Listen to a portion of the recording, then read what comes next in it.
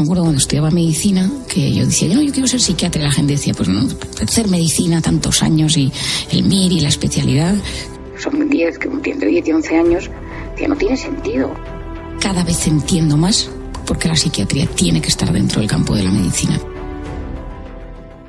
Pues es que yo siempre tenía como una idea en mi cabeza que yo había vivido, dicha por mi padre, ¿no? Es que nosotros en la consulta ayudamos, pero de una forma limitada, porque al final pues ves a la gente que tiene las horas del día. Pero que él me decía siempre, a través de los libros, muchas personas conectas con el corazón, con el alma, con el espíritu de muchísimos lectores que han atravesado por momentos complicados o que están atravesando momentos complicados y empiezan a comprender sus circunstancias. Entonces ese lema que tantas veces hemos repetido, que es comprender es aliviar. Entonces yo a través del libro intentaba que la gente comprendiera que muchas de las cosas que le sucedían en sus pensamientos, en su vida, en sus síntomas físicos, tenían una explicación y que encima se podía hacer un poco al respecto.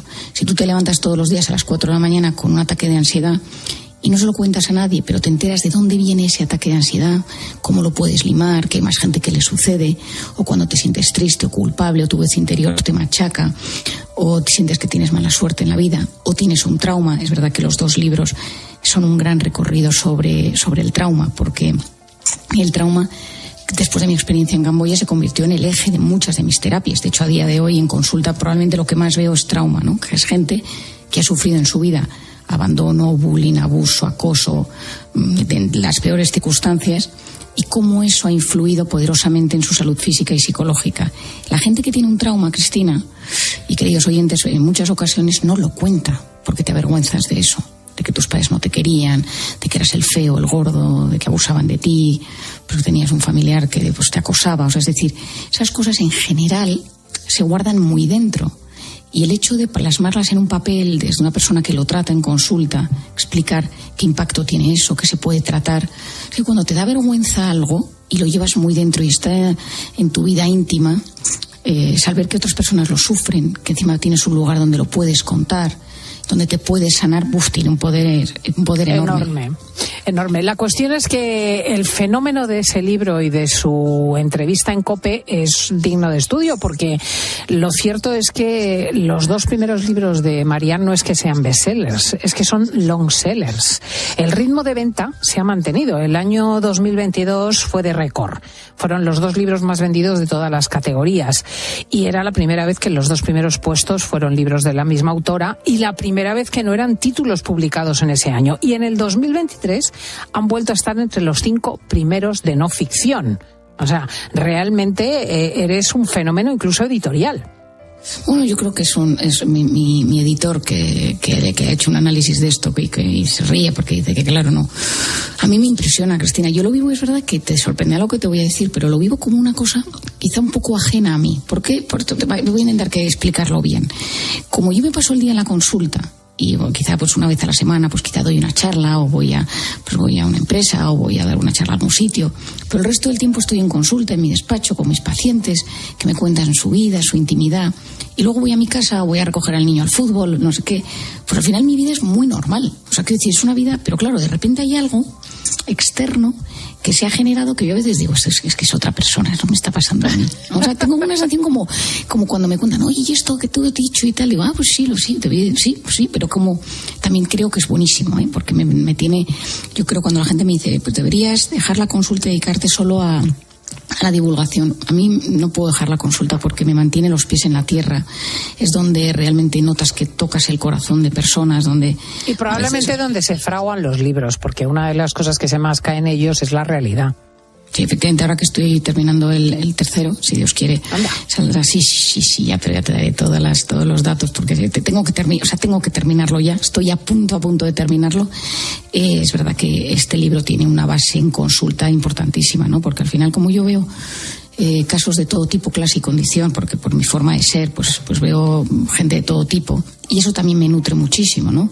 Gente española, gente extranjera, de diferente nivel cultural, ideológico, religioso, ateo, pues te ayuda mucho a entender cómo las heridas van funcionando, cómo las depresiones pues van sucediendo en la vida. Es verdad que estamos atravesando, y lo hemos hablado tú y yo, Cristina, muchísimo, un momento importante en salud mental. Es decir, es un momento bastante delicado el que estamos viviendo. Hay una demanda enorme. Yo creo que siempre, yo suelo distinguir la demanda en 3 tipos. En la enfermedad psiquiátrica grave, trastorno bipolar, adicciones, esquizofrenia, trastornos obsesivos compulsivos, depresiones severas, es decir, autismo, cosas, la enfermedad psiquiátrica de siempre. Otro bloque en el que yo trato mucho lo que es el trauma, la herida, ¿no? Que te ha pasado algo, una circunstancia adversa.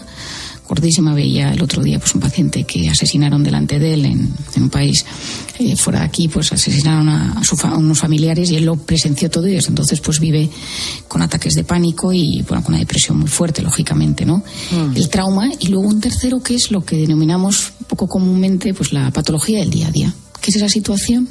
Por la vida que llevamos, por el estado de estrés mantenido, por el miedo, por la soledad, por las redes, y esto tiene unas consecuencias en diferentes áreas cerebrales. De esto sale alguna de estas cosas en el próximo libro.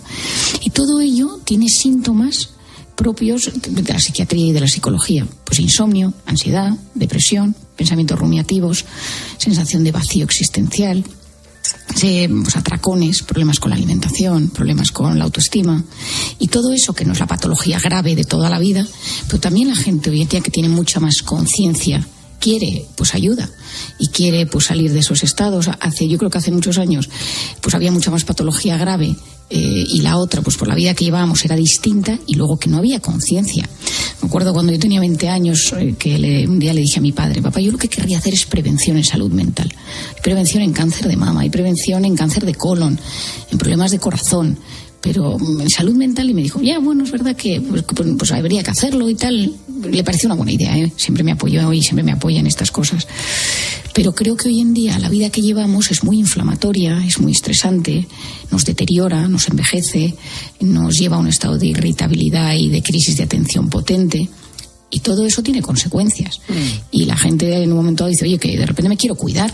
O sea, igual que la gente hoy en día está mucho más pues consciente de su alimentación o del deporte o de ciertas cosas, pues la mente también se ha convertido en un motivo de interés, ¿no? Y todo el mundo dice, oye, pues potenciar, y sabemos, las cifras son dramáticas sobre los próximos años de enfermedades mentales, pues me parece súper importante poder hacer la mejor prevención posible. Escucha, porque hoy no vamos a hablar sobre lo de fuera, vamos a hablar de dentro. Tú hablabas antes de cuando de jovencita le dijiste a tu padre tal o cual cosa, pero al principio parece que estuvo a punto de imponerse la rama materna en tu vocación, que estaba volcada en la economía. Tu madre, Isabel Estapé, buena amiga mía también, fue la segunda mujer de España con licencia de agente de cambio y bolsa, y también es notario. Y un día te llevó a la bolsa para que conocieras su trabajo. ¿Y qué pasó, Marian? Bueno, es verdad, esta es una anécdota que me la contaron hace años, pero que me impresiona. Y, o sea, me impresiona en su momento. Ahora me veo a mí misma y puede ser, ¿no? Pues parece ser que ella estaba en la bolsa de Barcelona y yo la acompañé. Y entonces yo quería hacer lo que hacía ella, porque yo la admiro muchísimo y pues me parecía, no sé bien lo que hacía, pero no sé, me gustaba cómo lo contaba. Ella habla siempre con mucha pasión de su trabajo y entonces yo quería hacer lo suyo, y me dejó allí con, no sé si había otro tipo de la bolsa o no sé quién era exactamente, y le dijo, explícale a Marian lo que es la bolsa y lo que son los valores. Y entonces mi madre salió un momento y cuando volvió yo le estaba diciendo al señor, estás triste, tu mujer no te quiere, son los niños, es el trabajo, o sea, ¿qué es lo que te sucede, no? Y entonces mi madre me miró muy fijamente y me dijo, mira, dedícate a lo de tu padre. Y entonces como que de repente cambié el chip y dije, y entonces como mi padre siempre decía, yo bajo al cuarto, al sótano, al cuarto de máquinas del ser humano y miro qué es aquello que no funciona para intentar que la máquina mental y emocional funcione mejor. Y entonces yo de repente dije, oye, pues esto casi que me gusta más, que tiene una experiencia. O sea, es como, lo veía una cosa en el fondo muy práctica, pero porque él me explicaba y luego yo iba a sus conferencias.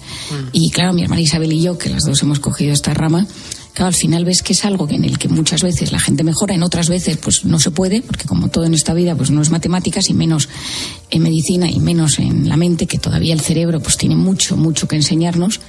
Pero la realidad es que a medida que vamos avanzando, si podemos aunar neurociencia y algo que para mí es súper importante, Cristina, y tú por todo lo que pues has visto y has estudiado, también estarás de acuerdo conmigo. Yo me acuerdo cuando estudiaba medicina que yo decía, yo quiero ser psiquiatra, y la gente decía, pues no, hacer medicina tantos años y el MIR y la especialidad, son entre 10 y 11 años. no tiene sentido, o sea, pues haz otra carrera, pero es que medicina, psiquiatría debería salir de medicina, ¿no? Recuerdo que es una frase que oí muchas veces durante la carrera, ¿sabes? Como que ¿para qué un psiquiatra tiene que estudiar toda la carrera de medicina? Bueno, pues yo decía, pues no lo sé, pero como hay que hacerla, pues aquí estamos. Pues lo he agradecido y cada vez entiendo más porque la psiquiatría tiene que estar dentro del campo de la medicina. Porque la psiquiatría por la que yo apoyo y que a mí me gusta, es una rama en la que tú unes mente y cuerpo, tú unes mente y intestino, mente y corazón. Ahora mismo hay estudios espectaculares que empiezan a surgir.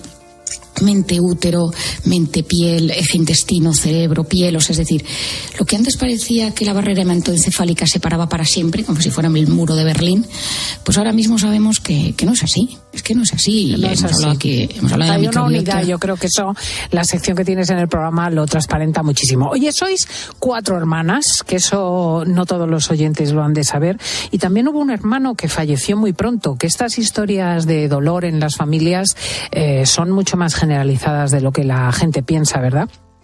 Bueno, efectivamente, encima yo era pequeña, pero yo me lo encontré flotando en el agua. Y entonces, sí, es de estas cosas pues que tienes en los recuerdos y en la vida. Y yo recuerdo sobre todo ir a visitarle al hospital, y yo era pequeña, y pues era mi hermano, era el tercero, yo soy la mayor. Y tengo bastantes recuerdos, porque, bueno, supongo que yo creo que es la edad en la que ya tienes recuerdos, te ves cosas. Y también recuerdo que eso fue mucho más doloroso el post, ¿no? Cuando falleció, cuando dejamos de ir a verle, cuando mis padres nos lo explicaron. Y luego la tristeza en mis padres, ¿no? Porque fue un vacío enorme. Yo he atendido muchas veces en consulta personas que tienen hijos que fallecen por accidente, por cáncer, por, bueno, pues diferentes circunstancias. Y es de las cosas que me cuesta más en consulta. Tuve que yo misma pues trabajármelo mucho para poder ayudar, porque se me abría ahí una cosilla bastante potente, ¿no? Pero algo te ha dado también de capacidad de empatía, porque fíjate que repasando tu historia, Jesús García Ercilla ha visto que te licenciaste en medicina en Navarra, pero antes de abandonar la universidad ya fuiste un verano a Nueva York para ayudar en un internado de niñas traumatizadas en el Bronx. Cuéntanos, porque tu llegada a ese barrio marginal tuvo que ver con un atraco inicial que ya te define. Cuéntanos la historia de ese atraco. Sí, esta es una historia que hace mucho que no cuento, pero yo siempre me ha gustado mucho el mundo de la solidaridad y el mundo pues de hacer cosas por los demás, desde muy pequeña, ¿no? Recuerdo en el colegio, de repente fines de semana, pues te decían, vete a una residencia, nos íbamos con alguna profesora y acompañábamos a gente sola. Entonces siempre he tenido como esa cosa dentro. Yo creo que mi marido, cuando nos conocimos y le contaba las historias de Camboya, que fueron terribilis, me decía, no, esto ya se acabó, te casas y ya se acabó, ¿no? Pero yo tengo la cosa de que cuando mis hijos sean un poco más mayores me encantaría volver a alguno de estas ayudas que yo hacía en ese momento. Y entonces en un momento de la carrera, yo estaba en segundo de medicina, surge la oportunidad de irme al Bronx a trabajar en un colegio donde eran niñas, donde los padres estaban en situaciones pues en la cárcel, en las drogas, situaciones muy complicadas. Y entonces durante el verano estas niñas hacían como una especie de, como si fuera un campamento de verano, ¿no? Para que lo entendamos. Entonces iban por las mañanas, les llevaban a veces los servicios sociales, a veces tíos, a veces familiares, o sea, ahí cada cual vivía pues con quien le cuidaba, ¿no? Y tenían clases, actividades, deportes, nos los llevábamos al zoo, pero un poco un campamento de verano. Y yo daba una clase con una americana que se llamaba Ethics, clase de ética. Entonces cada día hablábamos de pues algún tema, la generosidad, el dolor. Hay que tener en cuenta que yo tenía, pues no sé, 19 o 20 años. Sé que era menos de 21, o sea que debe ser 19 o 20. O sea que yo era una niña. Lo que pasa es que tienes esa especie de valentía de esa edad que te parece que puedes con todo, que ahora lo pienso, era una insensatez y una imprudencia, porque yo iba al Bronx, estamos hablando de hace ya pues 20 años. Entonces todavía la seguridad de ese barrio no era enorme. Llevábamos en una especie de furgoneta, vivíamos fuera, las que ayudábamos, y nos llevaban allí y los recogían. Había un rato en el recreo, todos los días que teníamos como media hora libre, que yo me iba a un deli, a una de esas tiendas que venden pues Coca-Colas y Fantas y historias y bocadillos y chuches y tal. Y yo me iba, el dueño se llamaba José, me acuerdo, y entonces me iba y me compraba algo y volvía. Iba caminando, estaba 5 minutos, o sea, no creo que estuviera muy lejos. La realidad es que me parecía que estaba al lado y que era plena luz del día. Pero un día aparecieron 3 tipos, uno muy alto con una cicatriz en la cara y 2 más, y me ofrecieron droga, me pidieron dinero. Lo recuerdo borroso entre comillas, porque me dio mucho miedo y supe que algo malo me podía pasar en ese instante. Y entonces les dije que no llevaba dinero, que por favor no me hicieran nada. Yo tengo a mi hermano Quique en el cielo y entonces yo siempre le pido protección a él. Y entonces yo me acuerdo perfectamente de decir, por favor Quique, o sea, te lo ruego y te lo suplico. Entonces a la tercera, la conversación no sé cuánto tiempo duró, hasta que yo salí corriendo. Entonces salí corriendo, que por supuesto estos correrían más que yo, pero cuando eché la vista atrás ya no estaban. Y dije, gracias Dios mío, me metí en el colegio, no se lo conté a nadie, por supuesto menos a mis padres en ese momento, porque lo lógico es que me hubieran traído de vuelta y me hubiera parecido bien, ¿no? Pasan los días y de repente un día estoy dejando a una niña en su casa porque no la habían venido a buscar, y al volver me topo con un tipo por la calle y su cara me resulta familiar. Yo tengo mucha memoria para las caras y me doy cuenta que es uno. Entonces le hago así como con la mirada, como que le sonrío pensando que es el padre de alguien, el primo de alguna de las alumnas que teníamos más de 100, y de repente me doy cuenta que era uno de los 3. Que los 3 que estaban. 3 atracadores. De los 3 semiatas que nunca supe, pues, atracador, drogadicto, tipo regulero de la calle, ¿no? Y entonces le digo, ay. Entonces empiezo a caminar rápido y me dice, quiero hablar contigo. Y le digo, no, yo no quiero hablar contigo. Yo que contigo no quiero hablar. Y entonces, bueno, para hacer la historia corta, porque soy capaz de contarla en tiempo real, el tipo quería pedirme perdón. Y entonces yo le dije, mira, yo no me fío de ti para nada. Y la historia era que él llevaba con su novia 10 años, se había quedado embarazada la novia y querían pues para abortar, y entonces necesitaba dinero porque no tenían dinero, porque el embarazo estaba muy avanzado, bueno, y entonces bueno, hablé muchísimo rato con él. Y ellos te habían intentado atracar para conseguir ese dinero. Sí, o sea, Mike se llama este tipo, sí, una situación. O sea, yo lo único que decía es esto, si se lo cuento a alguien van a pensar que yo soy tonta de remate y con motivos, ¿no? ¿Qué haces quedándote a hablar con este tipo? Y me acuerdo que se hizo de noche, me dijo, yo te acompaño al metro. Bueno, esto ya hace muchos años, pero bueno, el caso es que hablamos mucho y me presentó a su novia y tomaron la decisión de tener a la niña que se llama Marian. Es que esa niña se llama Marian. Y entonces la tuvieron y yo fui, bueno, cuando nació fui a verles al Bronx y tal, que había encima una reyerta y unos disparos cuando yo salía del metro, que yo pensé, es que ¿quién se le ocurre meterse en estas historias, no? Pero bueno, acabé yendo a conocer a esta niña. Bueno, acabó yendo a su bautizo. A su bautizo. Que la niña pasó de ser un proyecto de aborto a ser un ser humano llamado Marian. La historia es propia de la vida de Marian, que tiene mucho de absolutamente cinematográfico, y oyéndola cada sábado ni nos lo podíamos imaginar. Tú aludas muchísimo a Camboya, ya has aludido a lo largo de esta entrevista 2 veces. Camboya fue lo que hiciste cuando terminaste la carrera, ¿verdad? Sí, efectivamente, Camboya es un punto de inflexión. Es decir, Camboya significa en mí, ya he terminado medicina, decido no coger la plaza de psiquiatría y a irme a un proyecto que en un principio iba a ser una cosa sencilla, porque iba a un basurero que hay al basurero de Phnom Penh, a ayudar en una fundación que se llama Por la Sonrisa de un Niño, que hacen una labor, actualmente también la hacen, maravillosa, de recoger niños y ayudarles a recuperar su vida en un centro espectacular. O sea, una labor excepcional. Pero yo, antes de irme a Camboya, leo la vida de Somal Imam, premio Príncipe de Asturias del año 98, una persona muy controvertida por muchas cosas que le han pasado a lo largo de la vida, pero yo leo su libro, Mujer violada, prostituida, bueno, me metía en las redes de prostitución y tal, y al leer su libro digo, uy, esta señora la quiero conocer. Y entonces acabo conociéndola en el aeropuerto, aterrizando de la forma más kafkiana, estas cosas, que fue una de las cosas que me incitó a investigar un poco qué pasaba a veces en la vida, ¿no? Y me la encuentro reclamando la maleta conmigo en Phnom Penh, en la capital de Camboya. Y entonces yo le digo que yo quiero conocerla, que yo quiero ayudarla con las niñas, y entonces al principio no se fía de mí, pero luego al final pues acabé yéndome por las tardes y por las noches.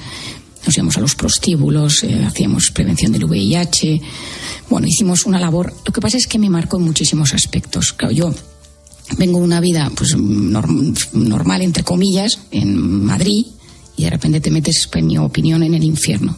Y entonces acabamos de repente niñas de un prostíbulo, hacíamos redada, las llevábamos a la policía, y al día siguiente, cuando las recogía para ver cómo estaban, pues me decían que los policías las habían violado. O sea, la vida se te pone del revés. Y las cosas que tú consideras que son normales y saludables ya no lo son. Lo que consideras que tiene que ser lo afectivo, lo lógico, no funciona.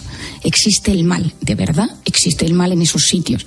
Y entonces empecé a investigar el trauma. Yo me acuerdo un día llamando a mi padre desde una cabina de estas de, no sé si a cobro revertido, como llamé. Y yo, papá, ¿qué hago con estas niñas que pues algunas perdían la voz? se enfermaban gravemente, de repente pues tenían ataques de pánico. Entonces, claro, una cosa es estudiar medicina y terminar la carrera y otra cosa es irte ahí y ver, o sea, de todo. Y yo lo único que pues empecé a aprender, pues poco a poco, leía, estudiaba, investigaba. Muchas niñas me enseñaron cosas, sacábamos las niñas, es que eran muy pequeñas, Cristina, te estoy hablando de niñas de 12, 13, 14 años.